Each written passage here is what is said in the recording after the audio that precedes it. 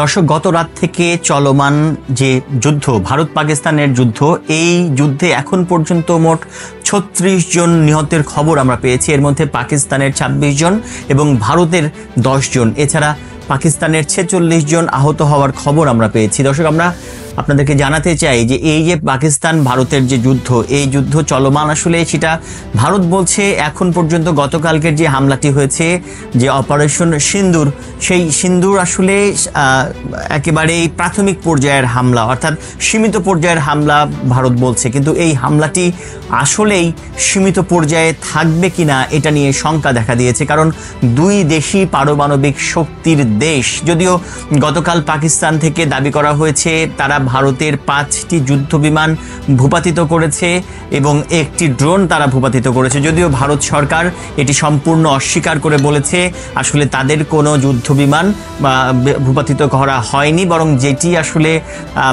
পাকিস্তানে পাওয়া গেছে বা দেখানো হচ্ছে সেটি যুদ্ধ বিমানের একটি অতিরিক্ত তেলবাহী একটি ট্যাঙ্ক, সেটি ফেলে দেওয়া হয়েছে। ফেলে দিয়ে তারা দ্রুত সেখান থেকে যুদ্ধ বিমানগুলো সেই সীমান্ত এলাকা থেকে ভারতে চলে এসেছে, এই তো দাবি কিন্তু তারা করছে। দর্শক, আমি তানভীর খন্দকার, আপনাদেরকে আমন্ত্রণ জানাচ্ছি আজকের তানভীর খন্দকারের ব্লগে। আপনারা নিশ্চয়ই ভালো আছেন। আপনারা জানেন গতকাল রাত থেকে প্রায় ২৫ মিনিটের যে হামলা হয়েছে, ভারত সরকার, ভারতের সেনাবাহিনী যে হামলা করেছে পাকিস্তানে, সেই হামলা কিন্তু হামলার পরপরই কিন্তু আমরা দেখেছি পাকিস্তানের সেনাবাহিনীও কিন্তু সেই হামলার প্রতিরোধ করেছে এবং এখন পর্যন্ত যে নিহত এবং আহতের সংখ্যা আমরা পেয়েছি, সেটি সংখ্যাটা আরও বাড়তে পারে, কারণ অনেকেই কিন্তু হাসপাতালে আছেন, চিকিৎসা নিচ্ছেন। এই পরিস্থিতির মধ্যেই একদম মারমুখী অবস্থানে রয়েছে দুই দেশের আর্মি। তারা বলছেন যে এই হামলাটি আসলে সীমিত পর্যায়ের, কিন্তু যদি এটি আসলে সীমিত পর্যায়ে না হয়ে আগামীতে এটি আরও বড় পর্যায়ে যায়, কারণ এরকম একটি সংখ্যা কিন্তু আছে বিভিন্ন দেশ, বাংলাদেশ সহ বিভিন্ন দেশের মানুষ যারা আসলে এই বিষয়গুলো নিয়ে কাজ করেন, তাদের সংখ্যা রয়ে গেছে যে দীর্ঘদিন থেকেই ভারত পাকিস্তানের যে সম্পর্ক একদম দাকুরাল সম্পর্ক। আপনারা জানেন ১৫ দিনের মাথায়, অর্থাৎ এই যে পেহেলগামে হামলার ১৫ দিনের মাথায় এই হামলা চালালো ভারত, এবং এই হামলায় এখন পর্যন্ত ভারত দাবি করছে যে ৯টি স্থানে হামলা চালিয়েছে, তারা কোনো সামরিক স্থাপনায় হামলা চালায়নি। ভারত সরকার দাবি করছে যে তারা সন্ত্রাসী গোষ্ঠীকে লক্ষ্য করে তারা এই হামলা চালিয়েছে, তারা গোয়েন্দা তথ্যের ভিত্তিতেই তাদের এই হামলা চালিয়েছে। যদিও পাকিস্তান সরকার বলছে যে আসলে তারা প্রতিবাদ জানিয়ে তারা কিন্তু রাতেই এই হামলার প্রতিবাদ করেছে এবং রাতেই কিন্তু গণমাধ্যমের কাছে তারা বিবৃতি দিয়েছে। এখন পর্যন্ত তাদের যে অবস্থান পাকিস্তান আর্মির, তারা বলছেন যে তারা আসলে আজকে দিল্লির যে বক্তব্যের উপর নির্ভর করছে, দিল্লি কি বক্তব্য দেয় তার উপর নির্ভর করে তারা আসলে পাল্টা কি কর্মসূচি বা পাল্টা কি প্রতিরোধ বা পাল্টা কি হামলা তারা করবে সেটির উপর নির্ভর করছে। অর্থাৎ সংখ্যা কিন্তু বাড়ছে।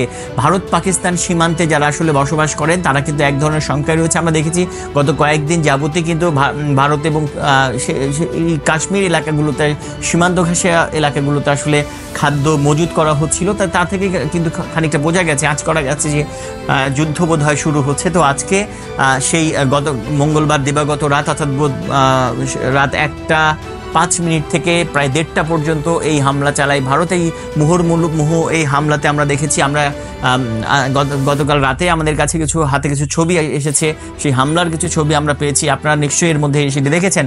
তো এই যে এই হামলা নিশ্চয়ই আরও বড় পরিসরে যাওয়ার একটা শঙ্কা আমরা করছি।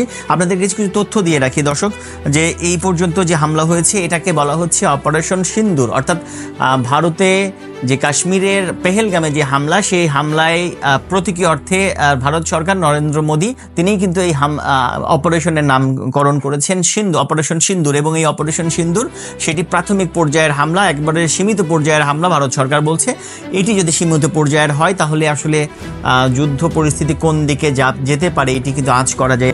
হামলায় মাসুদ আজাদ সহ তার পরিবারের ১০ জন সহযোগী নিহত হবার খবর তারা কিন্তু ভারত সরকার দিচ্ছে। এবং আমরা দেখেছি যে আজকে বিকেলে কিন্তু পাকিস্তান থেকেও এরকম তথ্য দেওয়া হয় যে সেখানে মাসুদ আজাদ সহ তার পরিবারের মোট ১০ জন তার সহযোগী সহ মোট 10 জন নিহত হবার খবর দিয়েছে পাকিস্তান সরকার। যদিও এই মাসুদ আজাদকে কিন্তু জাতিসংঘ এর মধ্যেই কিন্তু বিগত দিনে কিন্তু একজন সন্ত্রাসী ব্যক্তি বলে উল্লেখ করেছিল এই জাতিসংঘ, এবং ভারত সরকারও কিন্তু তাকে জঙ্গি আখ্যায়িত করে তার ঘাঁটিতে হামলা করেছে।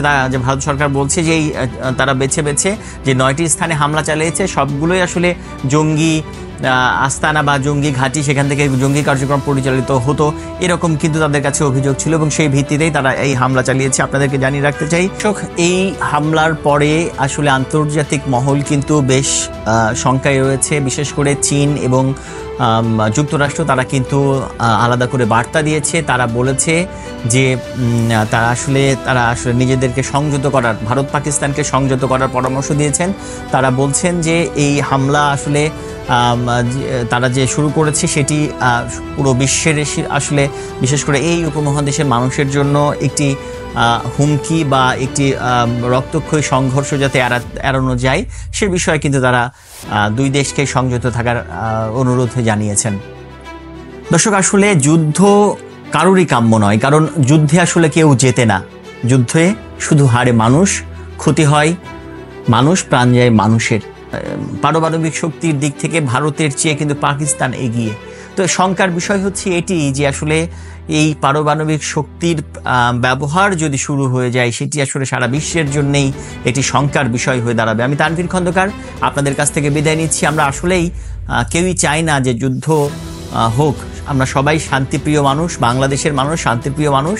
ভারত পাকিস্তান সীমান্তের যুদ্ধ, ভারত পাকিস্তানের মধ্যকার যুদ্ধ যে বাংলাদেশে প্রভাব ফেলবে না তা ভাবার কোনো সুযোগ নেই। বাংলাদেশ শান্তিপ্রিয় মানুষ, বাংলাদেশ সহ সারা বিশ্বই চায় আসলে যুদ্ধ নয়, শান্তি। যুদ্ধে আসলে শুধু মানুষ হেরে যায় মানুষের প্রাণ, হেরে যায় সভ্যতা। আমি তানভীর খন্দকার আপনাদের কাছ থেকে বিদায় নিচ্ছি। পরবর্তীতে যে কোনো অগ্রগতি, এই ভারত পাকিস্তানের যুদ্ধের অগ্রগতি নিয়ে আপনাদেরকে আরও তথ্য জানানোর চেষ্টা করব। ভালো থাকবেন, সাবধানে থাকবেন।